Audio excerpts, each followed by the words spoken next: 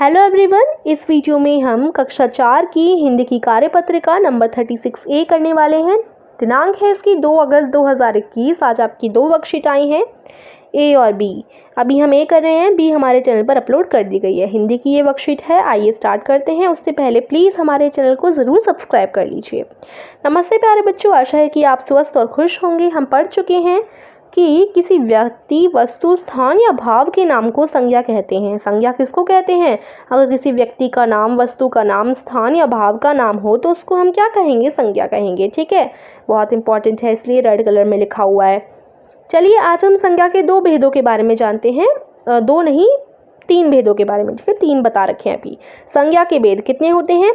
3 होते हैं। व्यक्तिवाचक संज्ञा, जातिवाचक संज्ञा और भाववाचक संज्ञा। अब देखिए, संज्ञा तो हमने पढ़ लिया। अब संज्ञा भी 3 प्रकार की हैं। व्यक्तिवाचक संज्ञा में क्या होता है? अगर किसी का नाम दिया गया है, उदाहरण के लिए मीना, दीपक, दिल्ली, पर्टिकुलर उसका नाम है ना। और इसी प्रकार से जातिवाचक में क्या होता है? जातिवाचक में तो किसी का नाम नहीं, जैसे कक्षा, शहर, बादल, ये सारे जातिवाचक हैं।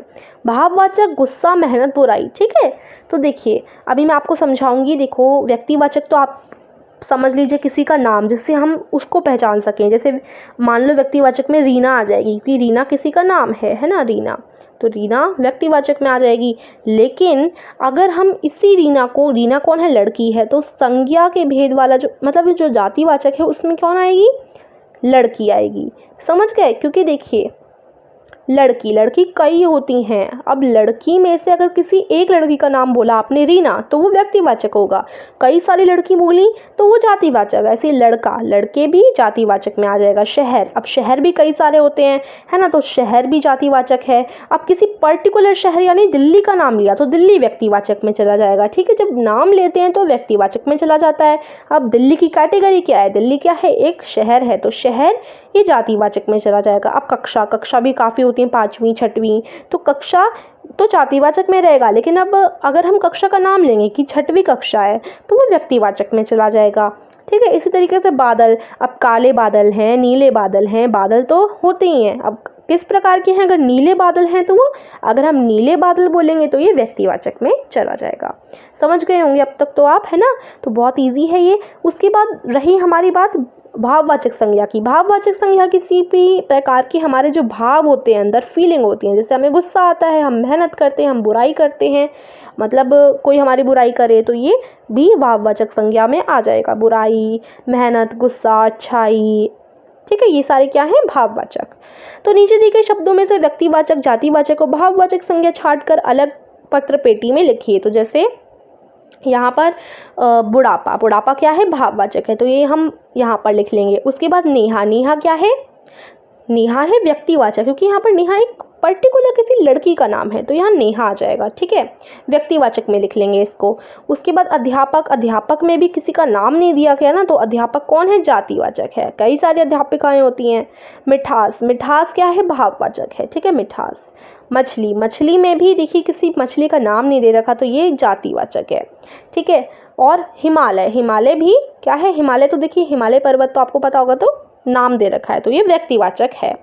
ठीक है, तो इस प्रकार से आप लिख लेंगे। अब प्रश्न 2 देखते हैं हम लोग। उससे पहले बताना चाहूँगी, टैलेंट कंपटीशन शुरू हो चुका है। उसमें क्या क्या करना है, उसके लिए वीडियो के लिंक डिस्क्रिप्शन में है, ज़रूर देखिए और सरप्राइज गिफ्ट और प्राइजेस पाइए। आइए प्रश्न 2, संकेत पेटी में दिए गए संज्ञा शब्दों की सहायता से रिक्त स्थान भरिए और उनके प्रकार भी लिखिए। भारत की राजधानी डैश है, कौन सी है? दिल्ली, तो यहाँ दिल्ली आ जाएगा। दिल्ली क्या है? व्यक्तिवाचक संज्ञा। आकाश में डैश उड़ रहे हैं, तो यहाँ से हम लोग पक्षी लिख लेंगे। आकाश में पक्षी उड़ रहे हैं। अब पक्षी कई प्रकार के होते हैं, यहाँ पर नाम नहीं दिया गया पक्षी का, इसलिए जातिवाचक है। ठीक है, उसके बाद डैश अच्छा गाता है, यहाँ पर नैतिक अच्छा गाता है। नैतिक किसी लड़के का पर्टिकुलर नाम दिया गया है, तो ये व्यक्तिवाचक संज्ञा कहलाएगी। प्रिया की डैश बहुत अच्छी है, प्रिया की मुस्कुराहट बहुत अच्छी है। अब मुस्कुराहट क्या हो गया? भाववाचक संज्ञा हो गई। तो इस प्रकार से आप इसको भरेंगे। आगे है, और बातचीत करें, कल्पना कर बताना है कि ये दोनों क्या बात कर रहे होंगे। तो ये कह रहा होगा रुको रुको मेरे लिए मुझे भी जाना है, और ये कह रहा है आराम से आओ भाई मैं रुका हुआ हूँ। तो इस तरीके से आप लिख सकते हैं, नहीं तो कुछ और भी कल्पना करके लिख सकते हैं। तो वर्कशीट हमारी कंप्लीट होती है। कैसी लगी ज़रूर बताइए। अच्छी लगी तो वीडियो को लाइक और चैनल को ज़रूर सब्सक्राइब कीजिए। Thank you.